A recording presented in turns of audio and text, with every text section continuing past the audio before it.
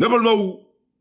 bi an sigi kun ye mun ye anw t'a fɔ ko Kidali minɛna dɛ walima an t'a fɔ ko an ka sɔrɔsiw donna ye an t'o fɔ tuguni parce que an y'o fɔ a mɛnna Kidali kɛra anw ta ye depuis le 3 octobre an ka sɔrɔsiw bɛ Kidali depuis le 3 octobre an ka sɔrɔsiw bɛ Kidali kunna an ye bunteli da Sema Turulsiw kan a ka bon hakili ma an bɛna an da don o de la n'an bɔra yen nɔ min ye Adu Alassane Dramane Ouattara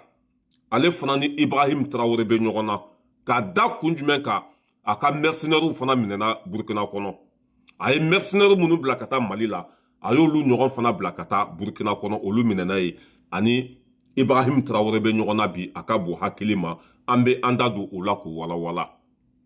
n'an bɔra yen nɔ an bɛ taa Mali kɔnɔ min ye an ka école privés ye olu fana ko k'u bɛ grève kɛ u bɛna grève kɛ kun min na an bɛna an da don o fana la k'o walawala ni waati man ta an tɛgɛ ma min ye CSDM n'o ye Serifu ka tɔn ye an ye Bedi Dramé ka mɔgɔw cancan u bɔra ka foronto ka fan bɛɛ kɛ so ni magɔrɔni ye an bɛna olu cancan tuguni nin kɛnɛ kelen in kan n'an tɛmɛna ka bɔ yen nɔ an b'a laban ni Tiseri do Tigida Jaguraga ne yɛrɛ balimamuso a bɛ bɔ Bagunu de jɛjugu kɔ ye ɲɔgɔn kɔ bila ye Tiseri min tun bɛ ka Sogɛli nɛni Mariko kama Tiseri min tun bɛ k'an ka fanga in dɔgɔya Mariko kama bi a yɛrɛ ni Mariko bɛ ɲɔgɔn na a ka bon hakili ma n'o de fɔ dɛ n'an bɛ taa an bɛ se tiɲɛ de tɔgɔ ye ko Ala Tiseri tun bɛ ka nɛni fɛn fɛn fɔ Sogɛli ma Mariko de tun bɛ ka bila la Tiseri ɲininkara ko pourquoi i bɛ ka dɔ fɔ comment s'appelle Sogɛli ma a ko Sogɛli ye i y'a faamuya b'a la ko ka Mariko gɛn ka bɔ Mali la ko de la k'ale bɛ ka dɔ fɔ Sogɛli ma i y'a faamuya k'ale tɛ Mariko labila mɔgɔ si ko Mariko ye min kɛ ale ye ko hali ale fa n'ale ba ma k'a ye a video bɛ yen a fɛn bɛɛ lajɛlen bɛ yen bi n'o nan'i sigi ko Mariko ye Mali janfa ko Mariko ye lɛtiri sɛbɛn k'a bila ka taa Turki k'olu ka interview kɛ Mali la walasa u bɛ se ka Asimi ninnu bɔ yen cogo min na an b'a fɔ ko alihamudulila jɛjugu kɔ ye ɲɔgɔn kɔbila de nkalon kɔ ye malo ni ta tiɲɛ de ne y'a dɔn k'a fɔ nin don in bɛ se parce que Tiseri ni mɔgɔ si ma jɛ n'a jɛ labanna a tɛ yen ani CDR mɔgɔw jɛra u fara la i y'a faamuya b'a la ani Mandela Cissé ninnu jɛra u fara la ani Ivoiriyɛnw jɛra u fara la ani Karim Keita ninnu jɛra u fara la tɔn tɛ Mali kɔnɔ Tiseri ma don min kɔnɔ n'ale olu ma fara kunu an y'a ka vocaliw ye a bɛ ka circuler fan bɛɛ fɛ ko Mariko ye lɛtiri sɛbɛn ka bila ka taa Turki ko Turkiɛnw ka taa interview kɛ Mali kɔnɔ ko parce que ko Turki bɛ OTAN na walayi fo Ala tun ka nin kɛ mɔgɔw ye Tiseri ɲininka ko mun b'a ni Mariko cɛ ko Mariko y'ale bonya ka tɛmɛ ale fa n'a ba kan k'ale tɛ Mariko labila mɔgɔ si ye bi o de bɛ ka bɔ ni Mariko ka dossier ye n'an bɛ taa an bɛ se ne balimaw an ye nin fɔ yan dɛ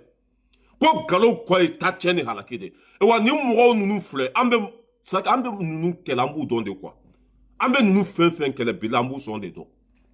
hali bi Ala ka tiɲɛ dɛmɛ ne balimaw an bɛ don an sigikunba kɔnɔ Seyidi Sissoko k'i fɔ k'i waleɲuman dɔn ka bɛɛ lajɛlen fɔ mɔgɔ fɛn fɛn bɛ kɛnɛ kɔnɔ ka ɲini aw fɛ a y'a partager ka taa WhatsApp groupe kɔnɔ bi video ka di fo ka dama tɛmɛ ne balimaw bi ye le 13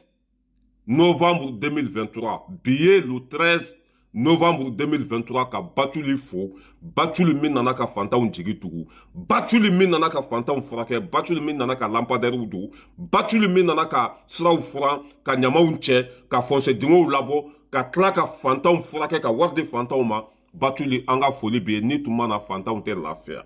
i taara wari ɲini kɔ kan ka na ka tila i ni fantanw cɛ walahi sara bɛ Ala bolo an ka taa n'a ye n'an bɛ taa an bɛ se ne balimaw an ka sɔrɔsiw u bɛ Kidali depuis le 3 octobre 2023 an ye Kidali minɛ min kɛ o ma bɛn Sema Turulsiw ma u tor'o labɛn Algérie k'u bɛ segin ka na an ka sɔrɔsiw attaquer le 11 i y'a faamuya bala le 11 novembre k'u bɛ segin ka na an ka sɔrɔsiw attaquer nka cɛ an ye ko da u kan garankɛ ma min da Bawolo kan bilahi an ye fagali da u kan i y'a faamuya b'a la a tɛ ku TGV kɔnɔ ne y'o de fɔ n ko foyi tɛ se an ka sɔrɔsiw la bi foyi de tɛ se an ka sɔrɔsiw la bi i mana bin an ka sɔrɔsiw kan o b'i madimi n'o binn'i kan o b'i ta tiɲɛ an ka sɔrɔsiw kɛra kulu de ye bi an ka sɔrɔsiw ye Kidali minɛ min kɛ o ma bɛn Sema Turulsiw ma o taara i y'a faamuya b'a la Algérie walima o taara yɔrɔ jumɛn ka t'u labɛn k'u bɛ segin ka na an ka sɔrɔsiw attaquer o y'a sɔrɔ an ka sɔrɔdasiw labɛnnen don n ka cɛ u y'u goloba dɔw taara don kulu kɔnɔ i y'a faamuya o la dɔw taara u yɛrɛ fili baji la dɔw tun bɛ ɲini ka kama b'u yɛrɛ la nka cɛ an ye gusili d'aw kan a dɔw yɛrɛ taara u yɛrɛ di an ka sɔrɔdasiw ma e n'ala na k'a cɛ nin sema turasi fitinin ninnu a bɛ se k'an ka jamana minɛ e k'u lajɛ u t'u labɛn ka na parce que an ka sɔrɔdasiw ninnu tellement k'u ka kegun bi quoi walahi Asimi n'a ka kɛlɛkɛcɛw tellement k'u kunkolo bɛ baara kɛ bi sema turasiw an ɲɛ b'u la Mali fantan naani bɛɛ lajɛlen na caméra de b'an bolo sanfɛ caméra surveillance dɔrɔn ne b'an bolo mais an tɛ s'u ma quoi n'an ser'u ma diɲɛ maa bɛɛ n'a fɔ k'an binn'o kan k'an ye population faga o de la an b'u to yen u ni marifa k'u ɲɛsin an ma n'u ni marifaw y'u ɲɛsin an ma o b'a sɔrɔ caméra y'a bɛɛ filmer fɔlɔ caméra b'a bɛɛ filmer u natɔla u ni marifaw o bɛ ka ci an na an bɛ sɔrɔ k'u kunbɛn k'u wuluden tigɛ Asimi ninnu bɛ ka baara kɛ nin cogo de la sema turasiw an tɛ fɔlɔ k'u attaquer dɛ an b'u to yen de n'u nana se an ma parce que Kidali y'anw de ta ye o minisma ye kan min bila a fɔra ko Mali sɔrɔdasiw de ta don mɔgɔ kana ta don a kɔnɔ aw taara don a kɔnɔ an ye kan bombarder ka kan ci ka bɔ yen k'aw ka minɛn bɛɛ cɛnni i y'a faamuya aw teriw labɛn Alizeri k'u bɛ na anw attaquer le 11 novembre an y'a bɛɛ faga i y'a faamuya hali min ninnu bolila ka yɛlɛ kulu sanfɛ an taar'u nɔfɛ k'u kun ci k'u da fara i y'a faamuya b'a la o mɔgɔ jasalen ninnu de filɛ nin ye e ni ala na kira cɛ ni marifa ninnu bɛ se an ka dɔrɔnni la e k'u ka marifaw lajɛ filɛ e k'a lajɛ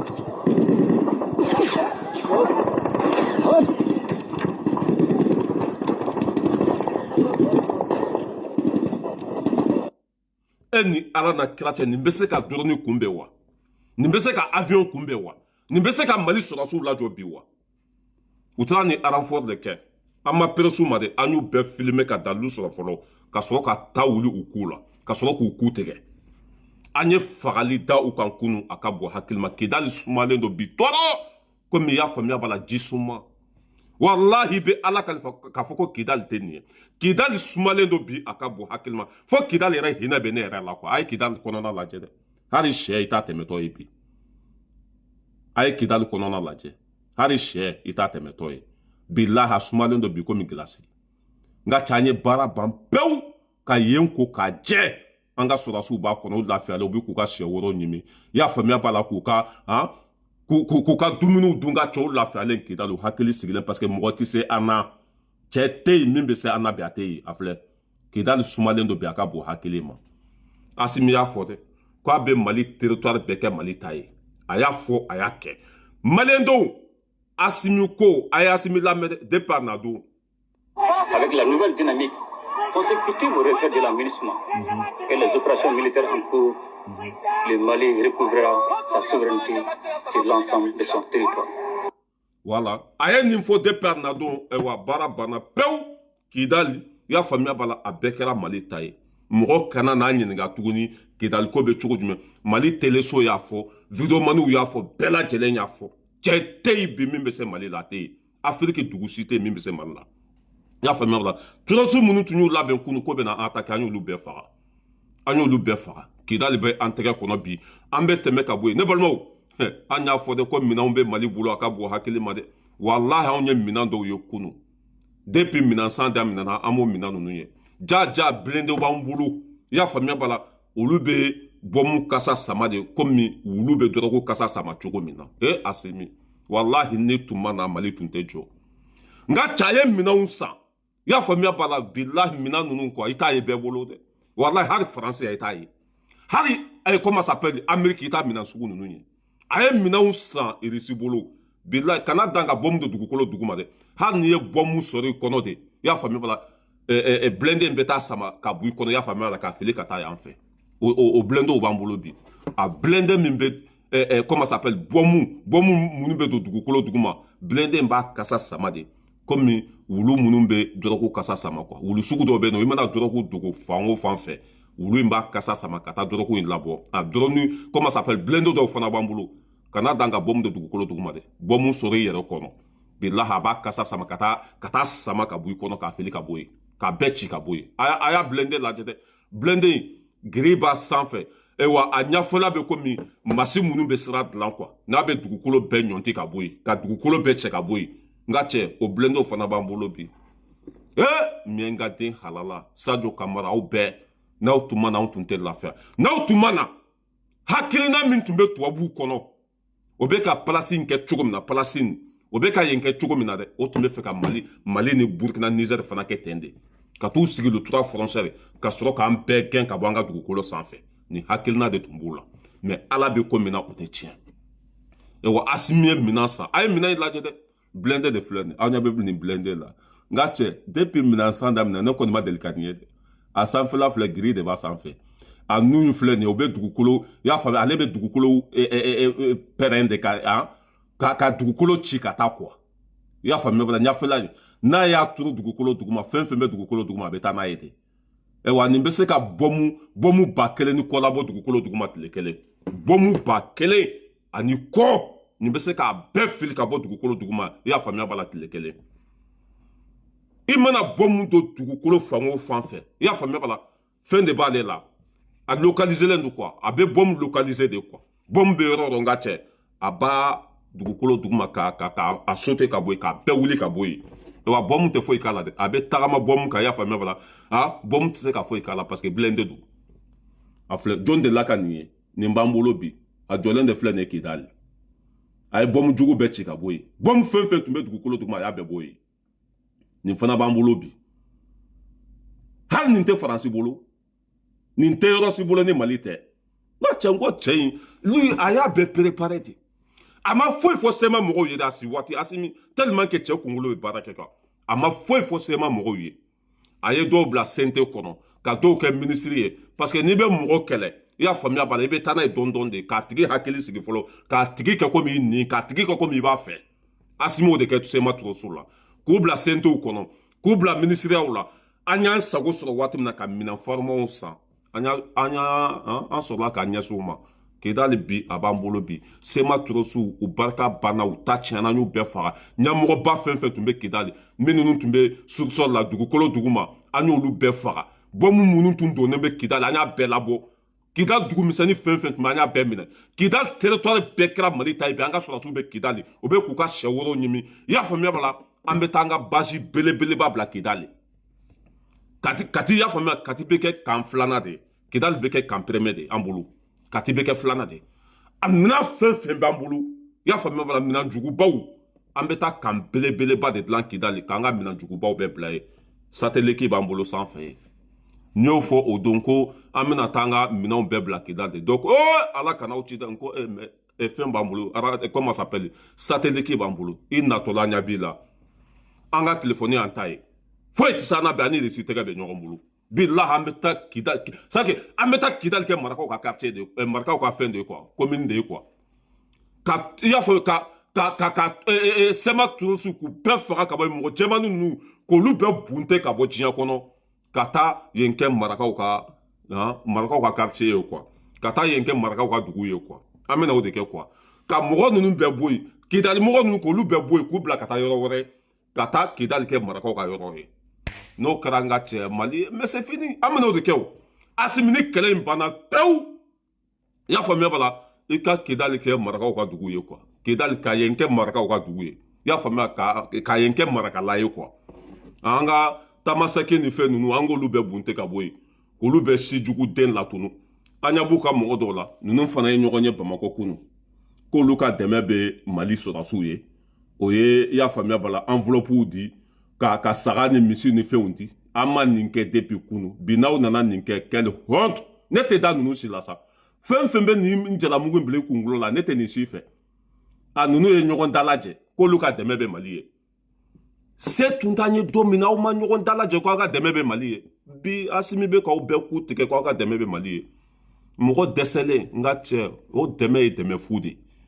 an tɛ o dɛmɛ sugu fɛ dɛ voilà an bɛ dɛmɛ min fɛ se t'i ye waati min na n'i kɛra faso fɛ komi anw n'a ɲɔgɔnnaw walahi maliyɛndenw yɛrɛ bɛ k'i fɛ i y'a faamu voilà an bɛ tɛmɛ ka bɔ yen nɔ ne balimaw k'a fɔ aw ye dɔrɔn ko an ka sɔrɔdasiw bɛ Kidali parce que hali bi mɔgɔ caman ma da la ko a ma yira dɛ Mali teleso y'a fɔ siɲɛ joli i jɔ n ka image k'aw la Mali teleso y'a fɔ siɲɛ joli a filɛ Ni Mali journal de Yafle. Et à présent, cette information sur la progression des FAMA sur Kidal, cette information des dernières minutes qui vient de nous parvenir, lancée il y a quelques jours, l'opération stratégique des FAMA visant à restaurer l'intégrité territoriale et l'éradication des groupes armés terroristes dans la région de Kidal enregistre ce dimanche 12 novembre 2023 des avancées très significatives. La conjugaison des forces terrestres, aériennes et de la puissance de feu des FAMA a complètement dispersé les positions des groupes armés terroristes. Les rescapés se sont réfugiés dans les collines environnantes. Les opérations FAMA continueront avec la plus grande détermination afin de débusquer les terroristes dans leur dernier retranchement. Les FAMA invitent les populations de la région de Kidal au calme. La situation est sous contrôle des FAMA. Les opérations des FAMA continueront jusqu'au rétablissement complet de la sécurité dans la ville de Kidal et environ. Voilà, ne balma obet loba là. On connaît ta fok tourni aouye ka foko Kidal. Kidal qu'on a depuis le 3 octobre en depuis le 3 octobre. C'est ça qu'on bien fakade. Nanyu fara bitu la ben tourni kana. Nanyu fara. Ya famia bala uka ou jenyoron Algérie ni Mourtane nunu. Olu be mɔgɔ wɛrɛ d'u ma tuguni mercenaires bɛ bɔ fan wɛrɛ ka na an b'olu faga tuguni o de baara bɛ senna sa parce que Kidali minɛli ma bɛn o ma n'an y'u bunte o bɛ bɔ Mauritanie walima Algérie ka na an b'olu fana faga tuguni o de baara bɛ senna sinon sɔrɔsiw bɛ Kidali bi o bɛ k'u ka sɛ wɛrɛw ɲimi u lafiyalenba u hakili sigilen komi ŋɔmi yirana mɔden pa paga tɛ se Mali la bi Kidali filɛ nin ye a sumalenba komi gilasi hali sɛ i ta ye Kidali kɔnɔ bi Kidali de filɛ nin ye bɛɛ bɛ Kidali dɔn Kidali de filɛ nin ye hali sɛ i ta ye a sumalenba foyi foyi tɛ yen bi. An ye Kidali minɛ foyi tɛ Kidali kɔnɔ bi lafiya bɛ yen population a bɛɛ hakili sigilen don i y'a faamuya bala an ye Kidali minɛ ka tila ka population bɛɛ furakɛ ka fura d'u ma ka dumuni d'u ma ka ji d'u ma ka fɛn bɛɛ d'u ma population bɛɛ hakili sigilen don bɛ wa bɛɛ nisɔndiyalen don an bɛ tɛmɛ ka bɔ yen nɔ an bɛ taa Côte d'Ivoire ne balimaw Alassane Dramane Ouattara dara wulila ne y'a fɔ an ko fɛn bɛ yɛlɛ e la ɲin tɛ fɛn min t'a kɔnɔ dɛ cɛkɔrɔba jugu. Wallahi billahi fɛn bɛ yɛlɛ e la ɲin tɛ fɛn min t'a kɔnɔ Alassane Dramane Ouattara a ye mercenaires 49 bila ka taa Mali la an y'olu minɛ i y'a faamuya b'a la k'u kun ci k'u da fara a ye dɔ bila ka taa Burkina tuguni dɛ Alassane Dramane Ouattara a ka mercenaires o tun bɛna taa don Burkina kɔnɔ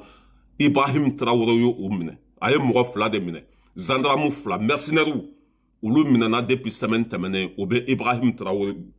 Traoré bolo Burkina a wulila tuguni dɛ sans délai i y'a faamuya sans délai a tun bɛ ka min fɔ Mali ma a bɛ k'o fana fɔ Burkina in bi dɛ a ye sigi k'a fɔ joli de kɛ ka Burkina bagabaga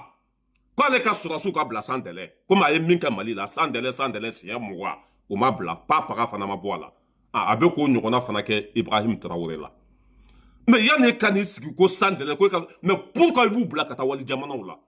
la question est là n'i ka sɔrɔsiw minɛna i bɛ wuli Bofora la i bɛ wuli mankan caman na sans délai kisɛ tɛ Jabaraw mais pourquoi i b'i ka sɔrɔsiw bila ka taa wali jamana na k'u ka taa fitinɛ wuli ye i tɛ sabali cɛkɔrɔba i tɛ se Burkina la bi dɛ minɛn min bɛ Mali bolo o ɲɔgɔn de bɛ Burkina bolo bi wa Mali ni Burkina comment ça s'appelle o ye alliance de signé. Y'a fɔ jamana fɛn fɛn mana bin Burkina kan bi Mali b'i kɛlɛ jamana fɛn fɛn mana se i y'a faamuya la Burkina ma bi Niger b'i kɛlɛ ni jamana 3 kɛra fa kelen ba kelen de i y'a faamu an y'a f'u ye k'i tɛ se Afrique population bɛɛ ka laɲini bi an ka bɔ jɔnya la komi e ko k'i tɛ bɔ jɔnya la i bɛ k'i ka mercenaires bila ka taa an ka jamanaw kɔnɔ n'an y'olu minɛ i bɛ n'i sigi an da la kasi la tuguni ko sans délai o tɛ bila dɛ o tɛ bila dɛ. Ewa n'i ma sabali an b'i ka dugu attaqué dɛ ne yɛrɛ bamuso ka dugu dɔ hali bi an ka du bɛ yen mais n'i ma sabali ni mercenaire fabriqué in na walahi an laban b'i kɛlɛ dɛ walahi n'i ma nin ko sugu dabila an bɛ guerre déclenché dɛ i y'a bila ka taa Mali la i ma foyi sɔrɔ ni malo tɛ i tila tuguni k'u bila ka taa Burkina cɛ y'i ka mercenaire minɛ i sigilen b'an da la tuguni sans délai o ka bila o tɛ bila bi o tɛ bila sini n'i bɛ se ka min k'a kɛ mais c'est du n'importe quoi Ibrahim Traoré a ka mercenaire 2 minɛ gendarme 2 u taa kun tun ye mun ye Burkina ka taa fitinɛ la wuli ka taa mɔgɔw faga ye u minɛna depuis semaine tɛmɛnen a bɛ télé la su ni tile u ka bila san tɛlɛ n'u ma bila dɛ olu bɛna kɛlɛ kɛ ni Burkina ye dɛ olu bɛna Burkina frappé e ni fa ni ba cɛ aw bɛ se Burkina la bi aw bɛ se Burkina la walahi hali cɛ min tɛ e o tɛ se Burkina la bi a kɔrɔbɔ kɛ e wa k'i to nin mercenaire fabriqué la n ye n kali ala la bilahi n'i ka jamana ni wa komi an balimaw bɛ yen quoi an tɛna kuma sugu dɔ fɔ quoi parce que nin y'a siɲɛ joli na de Français bɛ k'a pousser dɔrɔn k'a bila ba falen kan se tɛ ye dabali tɛ ye sɔrɔdasi yɛrɛ t'i bolo i ka jamana kɔnɔdenw t'i fɛ Afiriki population bɛɛ ka laɲini ye bi an ka bɔ nin jɔnya kɔnɔ i n'i ka sɔrɔdasiw yɛrɛ bɛ ɲɔgɔn na i ko k'olu ka taa Niger kɛlɛ olu ko k'u tɛ to Afiriki ɲɔgɔn kɛlɛ k'o banna i n'i ka sɔrɔdasiw mankan bɛ yen bi Côte d'Ivoire kɔnɔ i taara ka mercenaires bila ka taa Burkina cɛ y'i ka mercenaires minɛ i sigilen b'an da la tuguni k'olu ka bila san tɛlɛ o bɛ bila cogo jumɛn ni kojugukɛla minɛna a bɛ ɲangi de ni mɔgɔ fagala minɛna sariya de bɛ boli a kan foyi tɛ bɔ a la i bɛ kule fo k'i nugu tigɛ ye o tɛ bila dɛ Mali de y'a ta bila mɛ Ibrahim Traoré ye cɛ min ye o tɛ bila dɛ Ibrahim Traoré cɛ min ye bilahi a t'u bila Mali kɔni y'a ka mercenaire 49 in bila parce que delili cayara kasi cayara an y'u bila k'an ye balimamaw ye e ma bɔ o la i ma tila o la o malo ma bɔ yen fɔlɔ i tila ka dɔw bila ka taa Burkina tuguni mercenaire 2 olu minɛna ye o y'a sɔrɔ caman ne y'a fɔ ko caman de bɛ ka don kungo kɔnɔna ninnu fɛ parce que u bɛ fɛ ka Niger de kɛlɛ a ye layidu ta Français ye ko fo k'u ka Bazoum lasegin fanga la ka cɛ ka ala na kɛ cɛ bɛ se ka Bazoum lasegin fanga la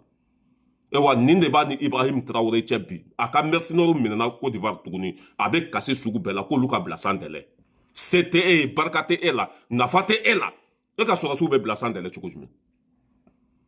Cakala kama Alassane Dramane Ouattara i y'an fa de ye i y'an ka président de moi je suis ivoirien ka wolo Côte d'Ivoire n bamuso bɛ bɔ Côte d'Ivoire de i ko ka d'an ye parce que depuis i nana julaw lafiyara mais i bɛ ka hakilina min ta k'Afiriki sɛgɛrɛ bi a tɛ marché dɛ i bɛ ka tubabuw ka baara min kɛ bi n ye n kali ala la bilahi malo b'a kɔfɛ dɛ hali k'i tilen fali sanfɛ hali k'i tilen fali sanfɛ komi Asimi ninnu mais o dɔrɔn de bɛ marché bi o i bɛ bɔ fo lahara fo Tokyo farafinna dugu tɛ yen bi min tɛ fɛ ka bɔ jɔnya la farafinna jamana tɛ yen bi min tɛ fɛ ka k'a yɛrɛ ye hali bɛɛ bɛ tubabuw ko komi nusɔgɔtɔ o dabila i ka fara i denw kan an ka Afiriki jɔ o de bɛ laban o de ye tiɲɛ ye foyi tɛ se o de la mais ni tora ninnu kɔ ka to ka mercenaire fabriquer k'u bila ka taa Mali la k'u bila ka taa Burkina malo b'a kɔfɛ dɛ wa kɛlɛ yɛrɛ b'a kɔfɛ n'a kɛlɛ wulila ala de b'a dan yɔrɔ dɔn dɛ Mali Burkina Niger ni jamana bɛɛ kɛra kelen ye bi ni ko i bɛ taa bin Burkina kan Mali b'i bunte kɛlɛkɛminɛn min b'an bolo an b'a ci i la misali minnu b'an bolo an b'a fili ka t'i ka jamana la a tɛ kɔrɔbɔ dɛ mɔgɔw t'u ka lafiya ka to ka Français sago kɛ o tɛ marche Afiriki ça marche pas o tun ye o yɔrɔ ye min ye semaine tɛmɛnen ye Alassane Dramane Ouattara a ka mercenaire 2 de minɛna Burkina Faso o minɛna ni bi cɛ a bɛ kasi la tuguni k'ale ka mercenaire ka bila san tɛlɛ mais a ka bɔ hakili ma Mali ta kɛra hali a ma san kelen sɔrɔ o malo ni o kumasuli b'i nɔfɛ i bɛ tila tuguni k'u bila ka taa Burkina tuguni a fɔra ko Niger tɛ se ka kɛlɛ bi Bazoum tɛ se ka segin ka na fanga la tuguni Ibrahim Traoré tɛ se ka kɛlɛ bi Assimi tɛ se ka kɛlɛ ka da kun jumɛn kan o bɛ sira min kan population bɛɛ lajɛlen b'a fɛ ni population b'i kɔ foyi tɛ se i la n'o fɔ k'a fɔ k'a fɔ n'i ka jamana kɔnɔdenw b'i fɛ bilahi foyi tɛ se i la parce que ni ko i bɛ t'o président faga i bɛ jamana bɛɛ de ci i bɛ jamana bɛɛ de ci a tɛ marché i sen bɔ nin ko sugu na i ka mandat tɔ man jan tuguni i ka bɔ daba fɛ mais n'i ye mercenaires bila ka taa Burkina comment ça s'appelle Mali la Mali bɛ se k'a supporter mais Burkina tɛ se k'a supporter walima n'i y'u bila ka taa Niger Nigériens tɛ se k'a supporter ko Mali y'a supporter cogo min na o laban bɛ na ni mun ye guerre ye ni guerre wulila sa i bɛ taa min i bɛna taa jamana kɔnɔdenw di saya ma a kɛ ala kama i ka nin ko sugu ninnu dabila i ka Afiriki to a danbe bolo quoi i k'an to an danbe kɔnɔ quoi a ma foyi ɲini diɲɛmaw fɛ an ka segin an ka yɛrɛma hɔrɔnya kɔnɔ an ka bonya i y'a faamuya la Afrique mais surtout ala yo ça que minizemaw gɛngɛ o ala de y'an bɛɛ fabriquer mais n'olu ko ko bɛna kɛ komi jɔn o tile banna voilà colonisation wɛrɛ tɛ yen tuguni c'est fini Ah, il y a mɔgɔ tɔɲɔ sa hali ni mɔgɔ tɛ fɛ ka fɛn f'i ma i ye o ye i bɛ faransi ka baara la i ye o ye i bɛ ka faransi ka wari minɛ k'u b'olu sago kɛ a tɛ marché Afrique dugu si la bi mankan min b'i ka sɔrɔdasiw ni i n'i ka sɔrɔdasiw ni ɲɔgɔn cɛ bi i b'a dɔn mankan min bɛ e n'i ka sɔrɔdasiw cɛ mun don i ko i b'i ka sɔrɔdasiw de labɛn ko ka taa Niger kɛlɛ sɔrɔdasiw ko k'olu tɛ marifa ta o Afrique ɲɔgɔn kama tuguni n'o de f'u ye k'a tɛ marché Afrique bɛɛ kununa bɛɛ kunna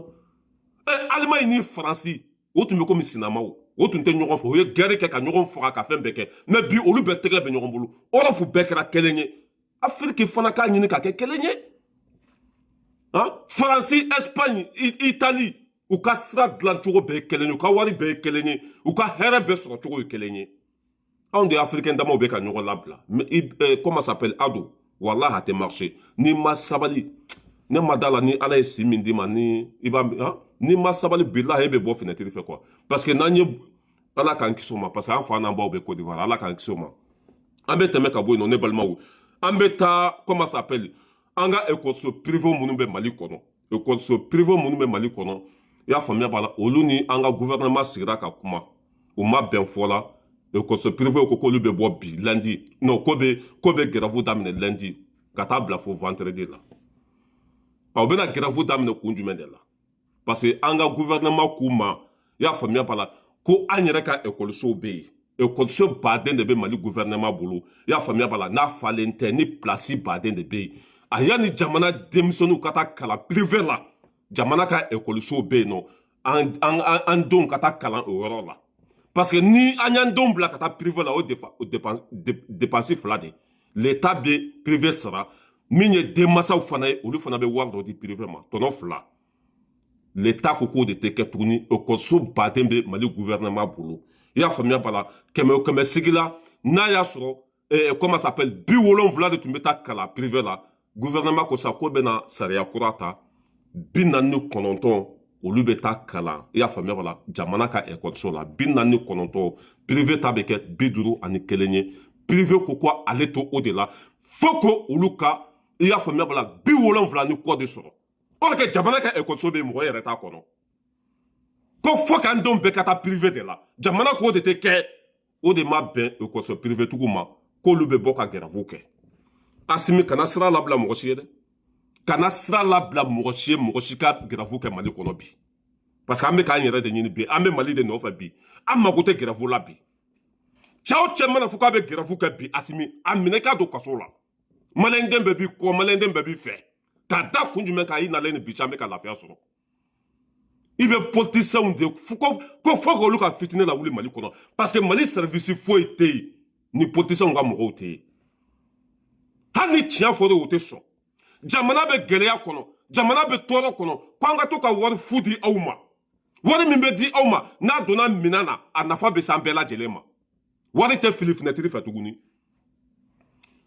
aw taara école 1000 ni ko inventé nin privé tigiw ninnu de y'a kɛ privé in olu de y'a kɛ école 1000 ni ko ka taa inventé san o san jamana bɛ wari d'u ma jaa école in yɛrɛ tɛ yen gouvernement k'o de tɛ kɛ tuguni denmisɛnninw bɛ taa kalan an yɛrɛ ka école de la ko non ko fo k'u ka kalan privé la o ni privé tigi ninnu bɛ ɲɔgɔn na o de la aw ni ala na kira cɛ tiɲɛ bɛ jɔn bolo jamana tilala ka saraba cɛ ka di aw ma kɛmɛ o kɛmɛ sigi la aw bɛ 51 ta jamana yɛrɛ bɛ comment ça s'appelle 49 ta aw ta ka ca ni jamana ye ni mɔgɔ kelen ye a tɛ sabali an ka école jɔlen bɛ kalan tɛ comment ça s'appelle a falen tɛ denmisɛnninw ka taa kalan in na dépense bɛɛ ka kɛ kelen ye non ko fo k'an ka denmisɛnninw bɛɛ di olu de ma denmisɛnninw bɛɛ ka taa privé la jamana ka tila ka wari fu bɔ a kun tuguni ka d'aw ma an ka miliyari 20 ni kɔ tununa aw ka nin privé ko ninnu na miliyari 20 ni kɔ o de tunna nin privé ko in na vérificateur général taara vérification kɛ yen miliyari 20 ni kɔ de tunna nin privé ko in na bon nin dɔrɔn de ka d'u ye ka jamana nafolo suɲɛ a tɛ marché tuguni dɛ ça marche plus an ka école bɛ yen nɔ an denw bɛ taa kalan ye dɔ ka bɔ dépense fu la mais n'a ko to ko u da birilen ka to fantanw joli la saga ni waati bɛɛ gouvernement min bɛ bi ani président min bɛ bi n ka cɛ le bonheur de pays maliyɛndenw ka lafiya an ka wari bɛ se ka k'a kɛcogo la cogo min na olu ka baara o de ye dɛ ka to ka wari fili fenêtre fɛ ka taa école fo inventé école minnu yɛrɛ tɛ diɲɛ kɔnɔ ka to o fɔ jamana ye ko nin école bɛ yan fɛ nin bɛ yan fɛ vérificateur général bɛ taa vérification kɛ nɔ i b'a sɔrɔ école yɛrɛ tɛ yen kuma ma se kalandenw ma wari tun bɛ taa nin cogo la o dabilatɔla min filɛ nin ye o de bɛnnen t'olu ma k'olu bɛ gɛrɛfu kɛ Asimi kana sira di mɔgɔ si ma o ka gɛrɛfu kɛ kana sira di cɛ si ma a ka gɛrɛfu kɛ voilà an bɛ tɛmɛ ka bɔ yen nɔ an bɛ taa CSDM n'o ye Serifu comment ça s'appelle Serifu Hayidara ka tɔn ye CSDM an ye Bedi Darame ka mɔgɔw can ya alors k'o ka bɔ ni argument ye u taara se an dɔnbagaw de ma a ye kuma balayira fɛ yanni an ka taa polisi la a ye kuma balayira fɛ yanni an ka plainte don a kama a ye kuma an dafalen bɛ yan n'an tun bɛ siran plainte ɲɛ bi tun t'an sɔrɔ yan n'an tun bɛ siran kaso ɲɛ bi tun t'an sɔrɔ yan an bɛ siran fɛn min ɲɛ kuma min bɛ ka bɔ an da kɔnɔ a kana taa kɛ nkalon ye an bɛ siran o dɔrɔn de ɲɛ en tant que an bɛ ka kuma min fɔ ni tiɲɛ don wa plainte tɛ dɛ hali ni gatɔnamo kelen b'i bolo kaso bonba kelen b'i bolo an bila ka taa mɛ ala ka tiɲɛ an b'o fɔ an sigiyɔrɔ na foyi tɛ se k'o bali aw nana cɛ sɔrɔ a ka tɔn kɔnɔ n'o ye Mohamed Serifu Hayidara ye cɛ ka tila ka mandat di aw ma k'aw bɛ se ka tɔn sigi yan aw kana o tɔn ta otage la k'aw bɛ tɔn kɛ aw ta ye o de tɛ kɛ bi a tɛ kɛ sini aw bɛ bɔ cɛ ka tɔn kɔnɔ an b'a ɲini maliyɛnden bɛɛ lajɛlen fɛ Mali kɔnɔ ani Mali kɔ kan n'a y'a sɔrɔ i y'a faamuya bala aw bɛ Bedi ka CSDM de kɔnɔ a ye bɔ a kɔnɔ de nkalon tɔn don dɛ maliyɛnden minnu ko k'olu bɛ danbe fɛ bi maliyɛnden minnu ko k'olu bɛ tiɲɛ fɛ bi maliyɛnden minnu ko ko tiɲɛ k'a fɔ baara ka kɛ jamana ka jɔ an b'a ɲini aw fɛ min ye Bedi Darame ka comment ça s'appelle CSDM ye a ye jigin ka bɔ a kɔnɔ de parce que a sigira nkalon de kan a ta tɛ tɔn ye bi a ta tɛ tɔn ye sini Serifu de ka tɔn don komi a yɛrɛ tɛ cɛ ye barika t'a la maliyɛn bɛɛ tigɛlen b'a la i y'a faamuya b'a la a tɛ se ka taa tɔn sigi a yɛrɛ ye n'a ko k'a bɛ taa tɔn sigi bi jama tɛ taa mɔgɔ tɛ don a kɔnɔ parce que bɛɛ b'a dɔn Bedi ye den min ye Bedi Darame bɛɛ b'a dɔn den sugu min don a tɛ se ka foyi k'a yɛrɛ ye a nana k'a bɛ mɔgɔw ka tɔn suɲa nin tɔn in tɛ suɲa yan dɛ n ye n kali ala la an bɛ nin kɛlɛ kɛ fɔ lahara plainte tɛ dɛ i y'a faamuya ni kaso bonba kelen b'aw bolo n'an ma an bila kɔnɔ bi la an t'a yafa Serifu ka fɛ papier bɛɛ dafalen b'an bolo yan récépissé b'a bolo aw taara tribunal la yirala k'a fɔ récépissé b'a bolo a ta de ye tɔn ye a ye cɛ ka tɔn to a bolo aw bannen don ka cɛ ka tɔn to a bolo o tuma na an bɛ taa min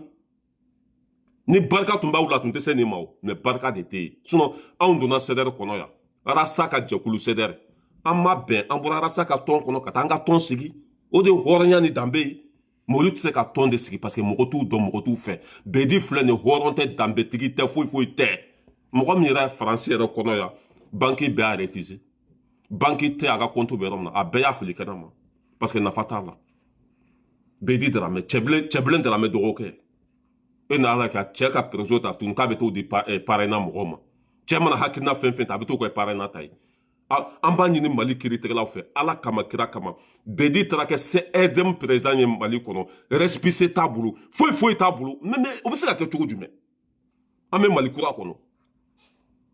récépissé bɛ Mohamed Serifu de tɔgɔ la ale de ta y'a ka tɔn ye ale de y'a ka tɔn sigi ale de ye mandat di Bedi ma ka ɲamɔgɔya d'a ma ka CSDM sigi faransi yan e ka tila tuguni ko e bɛ taa o tɔn ɲamɔgɔya minɛ Serifu la o bɛ se ka kɛ cogo di ka tila tuguni i y'a faamuya la ka t'i sigi Mali kɔnɔ ka kɛ tɔn ɲamɔgɔ ye foyi tɛ ka bɔ o la o de kɛ cɛ ka récépissé b'a bolo cɛ de t'a ka tɔn ye sariya bɛ min mɛ an bɛ ka justice kɔnɔ komi justice b'u ka baara la an bɛ fɔ ka nin sariya in tigɛ ka Bedi minɛ ka don kaso la parce que Mohamed Serifu Hayidara ye plainte don a kama yan nin Touareg in comment ça s'appelle Musa Ag Atayere o de nana Bedi ta faransi a ka protéger ka taa n'a ye Mali kɔnɔ ye a taara a ma se ka don kaso la bilahi Mali kura n ye n kali ala la baara bɛ kɛ tiɲɛ de kan bilahi baara bɛ kɛ tiɲɛ kan e n'i ka miliyari 200 ma tila ɲɔgɔn na comment ça s'appelle Musa Ag Atayere i y'an ka miliyari 200 suɲa i ma taa kaso la fɔlɔ i ma gɛn ka bɔ fanga la e bɛ tila tuguni ka bandiw dɛmɛ yan Serifu ye plainte de Bedi Darame kama n'a taara Mali la k'an ka minɛ de ka don kaso la mais Bedi taara Mali la a ma se ka don kaso la ka tila ka plainte don Mohamed Serifu Hayidara kama i b'a sugu bɛɛ ye Mali kɔnɔ mais n'an bɛ taa an bɛ se a ka fɔ i ka muso janjigi minnu bɛ yan n'an y'u sɔn fɔ k'u jogow fɔ o bɛ nkalon min kan ka yira jamana kɔnɔdenw na alors k'o ka bɔ ni preuve ye o ka bɔ ni argument ye o nana ko bɛ bagabaga an bɛ bagabaga yan cɛ min bɛ bagabaga i b'a dɔn n'anw tun bɛ bagabaga bi b'an sɔrɔ yan muru tara anw kama minasite min ma da anw ka diɲɛ kɔnɔ a pɛrɛgu bɛɛ lajɛlen ma an ka telefɔni kɔnɔ n'an y'i sɔrɔ an b'i faga n'an y'i sɔrɔ an b'i ɲimi n'an y'i sɔrɔ an b'i kɛ tan e musokoba kɔrɔ de b'i to an fɛ ko n'an ma nin ko in dabila ko i bɛ plainte de i tɛ bɔ dɔrɔn k'a fɔ k'an bɛ ka kuma min fɔ ko nkalon don i fa ma neni i ba ma neni bɔ ni argument ye dɔrɔn e bɛ n'i sigi de ko an ka nin dabila ko sinon k'aw bɛ se ka aw bɛ plainte tigɛ anw kama n'aw ma plainte tigɛ o b'a yira k'aw t'aw fa n'aw baw den ye an b'aw can-can ya fɔ lahara aw bɛ nkalon de kan aw taara don cɛ ka tɔn kɔnɔ aw ta tɛ Serifu de ta don aw bɛ n'aw sigi an da la tuguni ko RSPC ko min bɛ Bedi bolo k'a y'a modifié de n'i kɛra tɔn président i bɛ RSPC modifié ça c'est obligatoire tɔn n'i kɛra tɔn ɲɛmɔgɔ ye RSPC i b'a modifié de obligatoire ne donna comment ça s'appelle CDR tɔn kɔnɔ RSPC n ko ne de kɛra ɲɛmɔgɔ ye n b'a kɛ n tɔgɔ la ni fɔra président ko e min bɛ na i bɛ papier yɛlɛmɛ tɔgɔ de la aw bɛna sigi an da la ko original tun tɛ Serifu tɔgɔ la k'a y'a modifié de aw bolo k'an bɛ lahara de yan walima anw ye ancien modèle de yan baara de bɛ kɛ min ta ye min a bɛ d'a ma i ta tɛ fɛn min i kana s'a ma an b'o kɛlɛ de la ka bɛɛ dɛmɛ anw tɛ yan mɔgɔ si de kama ni bin kɛra maliyɛn den min kan anw b'i dɛmɛ o de ye anw ta ye an tɛ yan mɔgɔ kama dɛ n'a y'a sɔrɔ Serifu de binna aw kan bi anw tun b'aw dɛmɛ yan mais aw nana sɔrɔ Serifu b'a ka tɔn kɔnɔ ale de tila ka mandat di aw ma mɔgɔ min ye mandat di aw ma o tigi de t'a ka tɔn ye aw bɛ se ka bɔ k'aw kali ala ni kira la k'a fɔ ko Serifu ma mandat di aw ma aw bɛ se ka bɔ k'aw tɛgɛ da kuranɛ kan k'a fɔ ko Serifu de m'a to Mali kɔnɔ ka mandat di aw ma k'aw ka tɔn sigi yan aw bɛ se ka kɛ o tɔn ɲɛmɔgɔ ye cogo jumɛn quelle honte la déception totale an bɛ tɛmɛ ka bɔ yen nɔ komi barika tɛ aw la n bɛ ko da aw ka garankɛ ma aw bɛ bɔ tɔn in kɔnɔ de tɔn in tɔgɔ aw b'a bila de logo min b'a bolo aw b'a bɛɛ yɛlɛma de ka taa tɔn kura sigi n'o kɛra aw tɔgɔ tɛ fɔ yan komi wari bɛ sɔrɔ nin ko in na Bedi ne y'a fɔ Bedi bilahi e bɛ baara kɛ yan n ye n kali i tun bɛ BDM na ye tellement que fugari don barika bannen don u y'a gɛn ka bɔ BDM na ye a tun bɛ baara kɛ BDM na i ni mɔgɔ min ye baara daminɛ ɲɔgɔn fɛ hali bi olu bɛ ka baara kɛ BDM kɔnɔ ye BDM hali bi olu bɛ ka baara kɛ u y'a gɛn ka bɔ yen parce que fugari don baarakɛla tɛ nafa t'a la a bɛ fɛn fɛn dɔn diɲɛ kɔnɔ sunguru tigɛ sunguruba ta a ka wari bɛɛ bɛ taa o de la Bedi Dramɛ ni n y'a da la lahara jɔn don n ka taa bɔ a la a bɛ fɛn fɛn dɔn diɲɛ kɔnɔ sunguruba ta a ɲa tana de muso ye barika t'a la n'i m'a pousse a tɛ se ka wuli o bɛɛ n'a ta ale n'a Abidjan bɛɛ de kelen ye Bedi Dramɛ Abidjan ma bɛɛ fa kelen ba kelen an bɛ koda ye ka garan i bɛ ne dɔn Aras Balayira tu me connais i bɛ n dɔn ye cɛ min ye o wala an bɛ tɛmɛ ka bɔ yen nɔ an bɛ na Tiseri do tigi da Jagora ne balimaw bɛɛ lajɛlen b'a dɔn yan bɛɛ lajɛlen fana bɛ se ka seereya k'a fɔ Tiseri ni Mariko tun ka di Tiseri ni Mariko tun ka di fo k'a dama tɛmɛ a ye nɛni fɛn fɛn da Sogɛli kan n bɛ n kali ala la ala min ka bon n ka kali ma Mariko de y'a bila bɛɛ la Mariko de y'a bila a bɛɛ la depuis Mariko bolila ka bɔ comment ça s'appelle Mali kɔnɔ Tiseri wulila Sogɛli kama a fa bɛ nɛni a ba bɛ nɛni Sogɛli bɛ dɔgɔya so ni tile a tun bɛ k'a kɛ jɔn kama Mariko ne y'a fɔ ko ni muso in k'a bɛ kuma fɛn fɛn fɔ a bɛ nkalon de kan quoi muso in bɛ nkalon de kan ani Mariko ka jɛ banna bi a tɛ sigi tuguni ka dɔ fɔ Mariko fana ma nin ka jɛ tɛ laban sa a ye muso in lamɛn dɛ. Dans l'histoire du Mali, comme il n'y aura pas de Kede, Oumar Mariko de Flek au Kebi. Aujourd'hui, 10 novembre 2023, puis vendredi, on est. Ambe à la fois, allez mouya bire nene aoula tourni. Anga bifana nyala jani ma saibe kuma beme, jani ma saibe kuma be. Ngaye, op ma ite dien kono di. Ngame, jawe aso ite dien kono di. Aja Oumar isona ni fana ma. Ni janjo kume fa nyenju kuka Oumar Mariko, antumba fo mandenjeru ye kuka janjo fi. Ni barasa kume fa nyenju kuka Oumar Mariko, antumba fo do songoni fola ye kuka barasa fi nyenju kuka. Maria ou ayo tlota ila Oumar Mariko de lettres sebe ka bidati sebaka 10 novembre 2023 ka ci Turquie présent fait partie de l'OTAN kuka intervention militaire ke Mali kono. Honte à toi Oumar Mariko. Voilà, an b'a la jugu ko ɲɔgɔn kɔ bila de an tun b'a dɔn ko in bɛ laban nin ma e de ye Mariko défend yan e de ye Mariko kɛ ala ye yan e de ye Mariko kɛ fɛn bɛɛ a ka Sogɛli ninnu nɛni ka bɛɛ nɛni ka hali Asimi ninnu kɛlɛ Mariko nɔfɛ bi aw yɛrɛ dama tɛ ɲɔgɔn na nkalon mana fɛn fɛn dilan o nkalon kelen bɛ tila k'o fɛn tiɲɛ ne y'a fɔ ko danbe tɛ e la e ka n'i sigi bi ko la honte à Mariko foyi tɛ ni tɔgɔ ɲini tɛ e tɛ tɔgɔ sɔrɔ yan ite sanga sura mo te mali kono min tigalente eti serila e ba don ko marko mai pour que tu me ka deme anya fo ya kunu ko marko mai anya fo ya kunu ko ni marko sura mali kono ko kunchu ko dafara e de kra marko ka défenseur binene ni sigi ko la honta marko amtami nunu ye jamana jo mena mulu baliyate ka jamana jo ke tulunge o tante on bolo tuguni sebe sra ibo deta anya fo ya kunu e de marko défendre ko marko mai de a défendre binene ni sigi kuka ko la honta marko la honte à toi marko suka sa nenya na mai yutami ko marko a te fo la nto nyinite marko kana danga lettre chebe kata turkite aka seben kata fo lahara jome marko bo visé mo min kera suye obitami dimi de bala heni de bala a barka de bana marko bina yere faga harate miya marko bina junudo yere kana ka yere faga francisca gelen har dumini marko te ka soro bi te marko la bi jenyogo te marko la bi ni marko ni malendo nya dara marko ko ba gende marko ba yere faga harate miya parce que doni min ba kumbi aka girin ko jugu e kani sigi ko marko lettre sebe fo teni togo nyini te ete togo soro ya ka ibeka kele ka tla ka tu ibeka ko arasa muso mo de ti serie mbe ka kuma fen fo ma ni tiata la kan su folo be jahanama ma arasa batu o muso ma de ti serie abe togo nyin de la sisa a sera fen tanya gen ka boy aye fen kanya gen ka boy kana danga foko marko lettre sebe kata turkide aka lettre sebe kata ameriki eni marko be barka banen dende muna fa bawula ni fendon bali denya yarete en ala na krache mali ni turki tega be nyogon bolo bi ambe ka drone munu sa lube ka san turki be se ka on kala chugo ko lukata intervention ke mali la ko obe autant ko obe foi tani toronite sunguru bare tretile dati banin no abe banin do barama sa ke muso nata be politique de ka foi mandat ni politique mba doni ko anjeradi na yo kuma duma ni fo na tra mala mo ka ta ka bla ete ta ka bla place la de ne blala place la be mali fere parce que ñogon kalabantite ye téléphone sané bolo ma sara téléphone nga juru bi la hara be ta sara nimbe ka kuma fo ni galo dambete mo ne be se ka jamana mara dambete mo ne be se ka jamana mara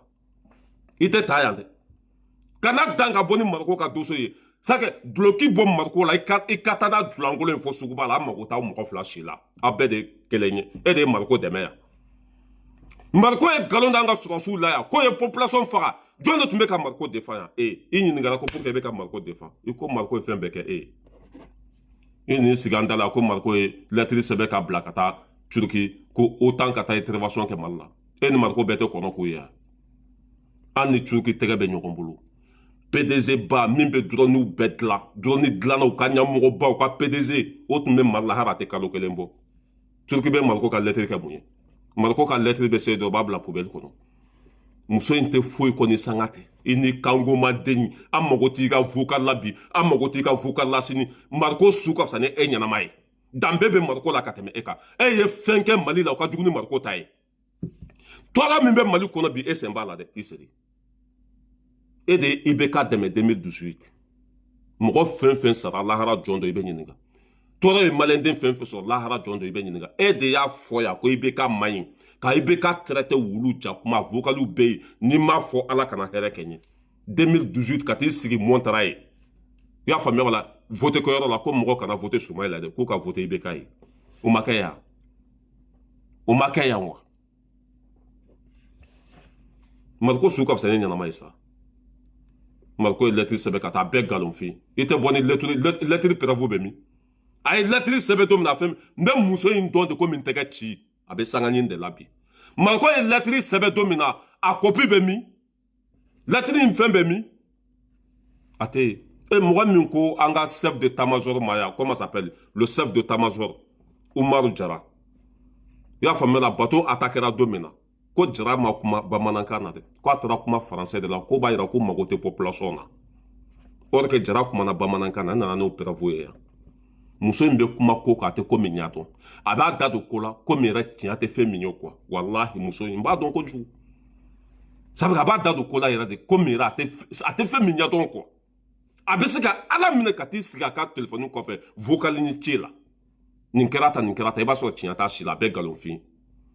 anga baton atakara ya a bɔra ka galon da parce que a t'an ka sɔrɔsiw ninnu fɛ a tɛ nin fanga in fɛ ani mariko de tɛgɛ tun bɛ ɲɔgɔn bolo bato attaquelen a bɔra k'an ka sɔrɔsiw accuser ko mago tɛ jamana kɔnɔdenw na ko bɛ tubabuw de ka baara la ko bɛ kuma faransɛ de la hali bi ko o ma kari faransi kɔ o ni faransi tɛgɛ bɛ ɲɔgɔn bolo ko sinon ko tun kan ka kuma jamana kɔnɔdenw ko n'i y'a ye u taara kuma faransɛ la dɛ ko bɛ fɛ faransɛ de ka bɔ olu ka fɛn bɛɛ kalama or que cɛw kumana faransɛ la ka tila ka kuma bamanankan na an nana n'o dalilu ye yan a sigilen b'a malo kɛnɛ kan ne t'a dɔn danbe yɛrɛ kɛnɛ kan aw kan ka wele cogo min na o danbe n bɛ n ka video jɔ yan quoi c'est même pas la peine i bɛ bo fara kan i bɛ ka kule foyi t'a kan bi ni dusukasi tɛ a tugura i bɛ ka kɔ olu ma place d'a ma ma wari d'a ma a joli ma ka go i komi wulumusoni bɔ bi a tugura mariko kɔ yan n'o fara la a tugura ivoirien kɔ mɔgɔ yɛrɛ tɛ diɲɛ kɔnɔ hali ne t'i seri tugura ne kɔ yan ne a tugura ne kɔ yan mɔgɔ tɛ diɲɛ kɔnɔ a ma tugu min kɔ mais mɔgɔ si t'a fɛ e ni mariko bɛɛ kɔnɔ k'u i bɛ kuma fo k'i lahara fo k'i wanzɛrɛn pɛrɛ yan maa si t'i bo visé yan a y'a partagé de a y'a bila ka taa yan fɛ aw bɛɛ tɛ kelen yan jɔn de ye mariko dɛmɛ yan jɔn de y'a dɛmɛ yan c'est pas toi e bɛ se k'i kali ala la ko e ni mariko tun man di e bɛ se ka bɔ k'i kali ala la ko e ni mariko tun tɛ ɲɔgɔn fɛ e bɛ se k'i bɔ k'i kali ala la ko e tun tɛ mariko ka tɔn kɔnɔ batara den kɔnɔ k'u hakɛto bɛ kuma kɔnɔ wasalamu ala ka bi nɔgɔya